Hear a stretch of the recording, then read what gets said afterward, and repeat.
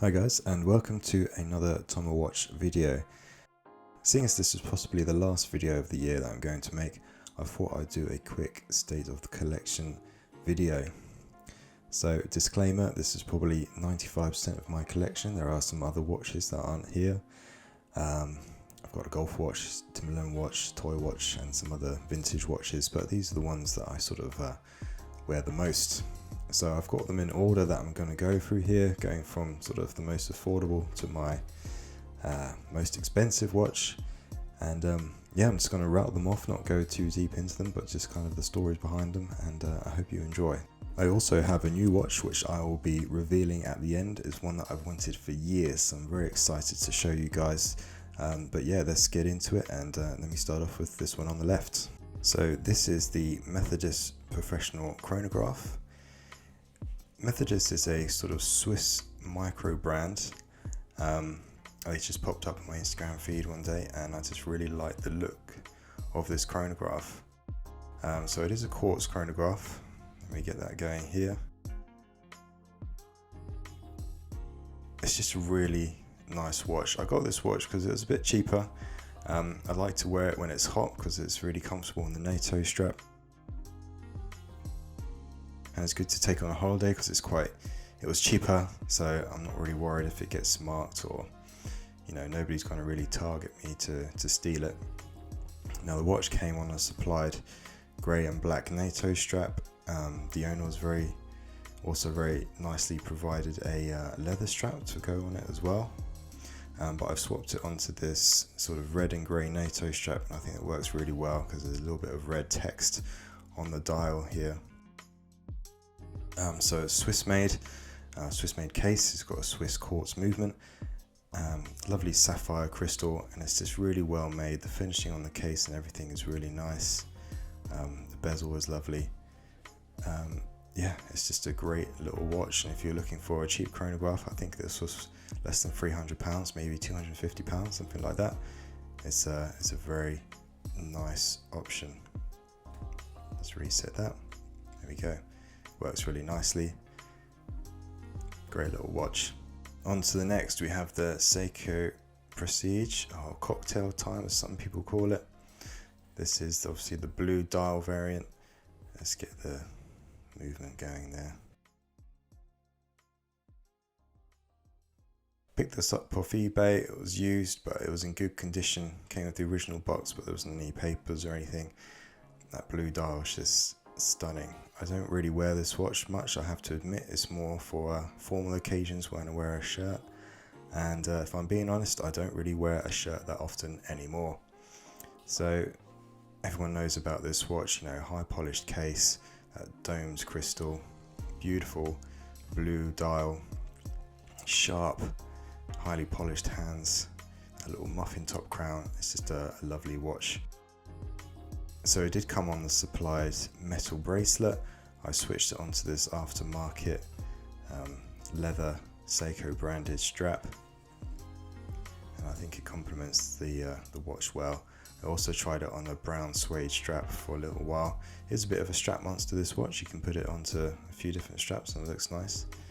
Smaller size, I think they come in at 40mm, but yeah, just a great little cheap watch. I think I picked this up for about $250 used on eBay. Yeah, and it's great for someone maybe getting started in watch collecting. This watch has a lot of admirers and is respected by most watch collectors. Next one is here. This is the TAG Heuer Formula 1 quartz chronograph. I got this last year at Christmas time. Before I got this watch, I was never really into TAG Heuers. I found their design a bit hit and miss. But this one I really love. It's the sort of reverse panda. You got the black dial, the white subdials. Chronograph, you had the split seconds and minutes. And this one is a bit of a strap monster. You can put it on NATOs, you can put it on leather straps, and it loves it all. Obviously great finishing on the case, as you can expect from TAG Heuer. Swiss made watch, nice bracelet, signed clasp.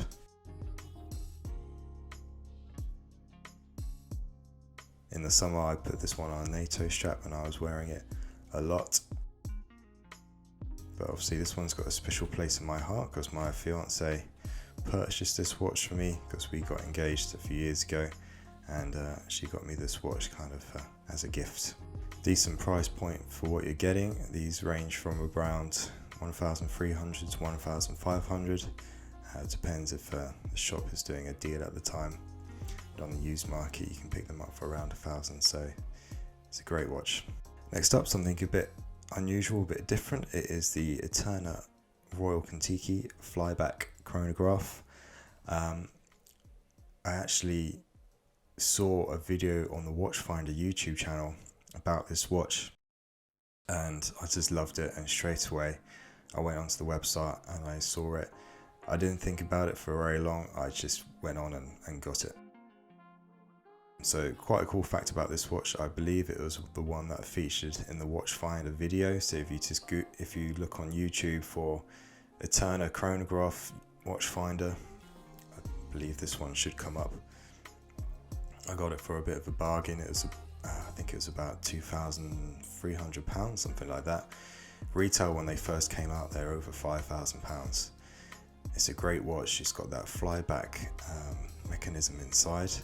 The subdial on the right does seconds and minutes, which is a really cool feature. You have these rubberized screws on the bezel here, and then you've got these sort of blacked out pushers on the side. It's kind of Hublot, APE, Patek Philippe-esque. Great finishing on the case. It's got a wonderful display case back showing off that in-house Eterna flyback movement.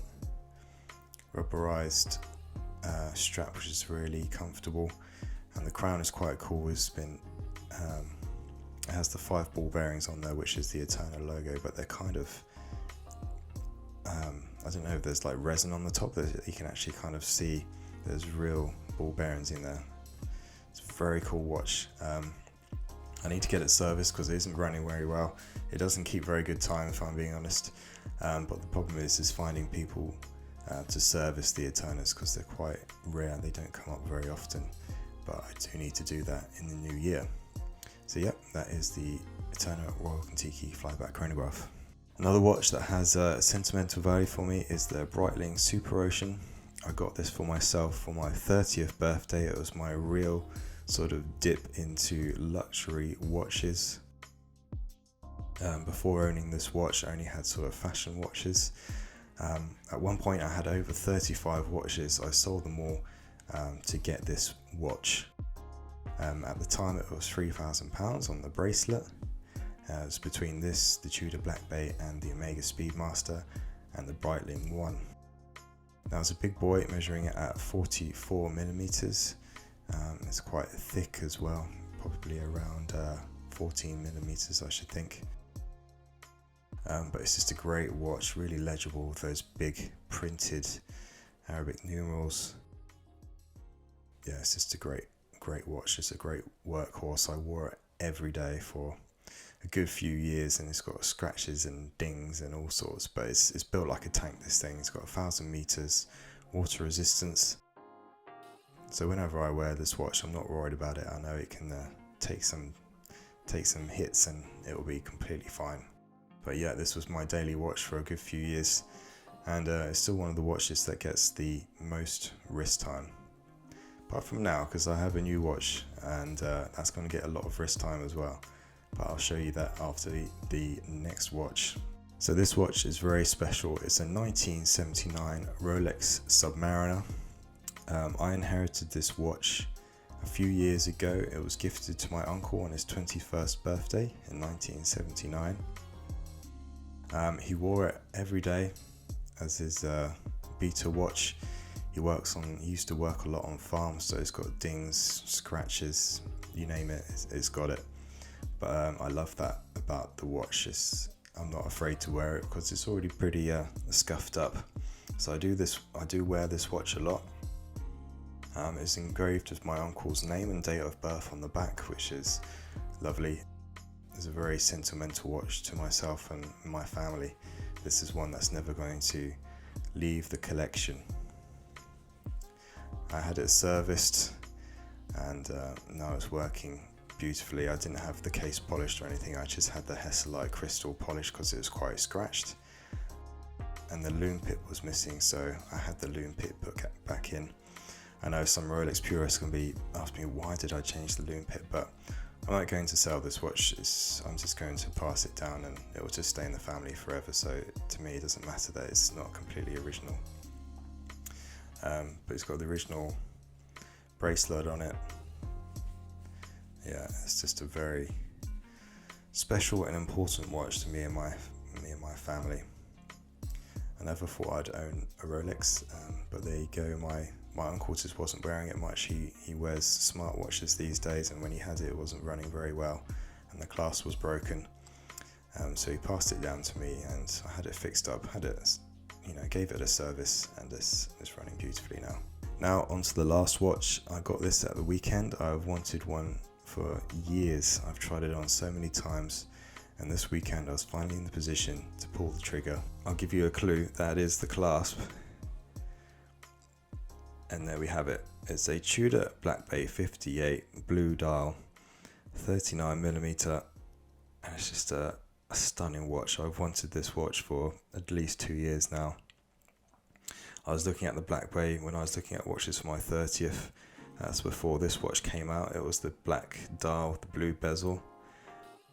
So I've been wanting a Black Bay for at least 3 years now. And yeah, I finally pulled the trigger on this one. It's a beautiful watch. The pictures don't do it justice. I was a bit worried about the size, but actually the size is really nice. As I get older, I like smaller watches. Yeah, it's just super legible and very comfortable on the wrist, and I couldn't be happier. So there we go, guys. That's the state of the collection. As I said, there are some watches that aren't featured here, some vintage stuff and just other bits and bobs, but we'd be here for hours if I got all of my watches out. These are just like the main ones, the staples in my collection. So I hope you enjoyed this video as I kind of rattle through my watches. Like I said, this probably is the last video of the year I'm going to make, and I'll pick it up again in the new year.